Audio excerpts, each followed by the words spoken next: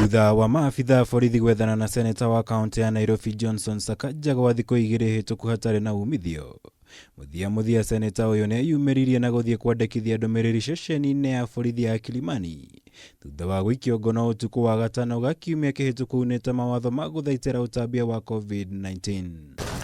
Sakaja ekinyirie ceceni-inĩ ĩno umagaretio nĩ mũrunawe seneta wa Makueni Mutula Kilonzo Junior na wakiri wake John Haminwa na andikithia ndumiriri ĩkonainie na kuna watho wa gũthaitĩra ũtheremia wa COVID-19 thutha wake guikio ngono arĩ kirabu-inĩ kimwe mwena ũcio wa Kilimani mathaa-ini ma curfew. I've asked to be shown what I'm being charged with. They're saying violation of curfew orders, and I'm saying here it is true. I went against that. I'm not trying to make an excuse. There are many times, even when I'm oversighting, I move around. I have to go around the city and I see.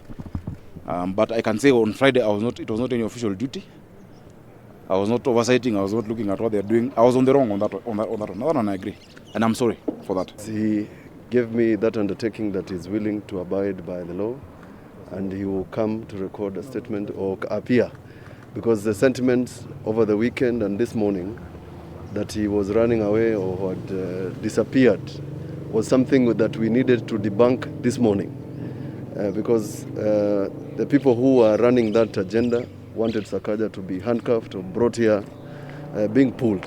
Hau kabere Sakaja kuhitukira mutambo wake wa Twitter ni akanete gukorwo aikitio ngono, no kũrũmĩrĩra ũrugarĩ wake ũteti ũrĩa umanĩte na mbica ya video ĩrĩa yoirwo ĩkĩonania Sakaja ahingĩrĩtwo njera ũtukũ ũcio mbere ya kũrekererio, nĩguo mũcũngĩrĩirie gũcenjia mũrũgamo ũyũ ũmũthĩ kũrĩa arekereirio na bodi ya borithi mbere ya gũkinyio igoti-inĩ mũthenya wa rũciũ. We are yet to see the charge sheet. We see what they are charging him with. Okay. Yeah, we haven't seen the charge sheet. Yeah. But I think she said that she will let us have the charge sheet tomorrow morning. I will abide by the law. No one is above the law. I'm not above the law. I have paid cash bill over here, and I will be appearing in court tomorrow, and the entire course of the law will be followed. If it is to be fined or to be jailed, I think the law applies to me like any other Kenyan. And so on that aspect, I do take responsibility, and indeed I want to urge Kenyans to follow the government's directives. Macũngĩrĩrio Sakaja nĩ aniriire kwĩyeheretie ta muikariri giti wa kamiti ya mwanya ya Seneta igii kuhurana na kĩng'ũki gĩa COVID-19 thutha wa kũnyitĩkana aunĩte mawatho marĩa atongoririe kamiti ĩno harĩ kũmba. I apologize to Kenyans, and I will pay the full consequence of the law.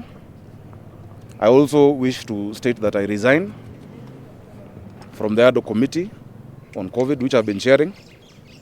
We have done a lot of work so far.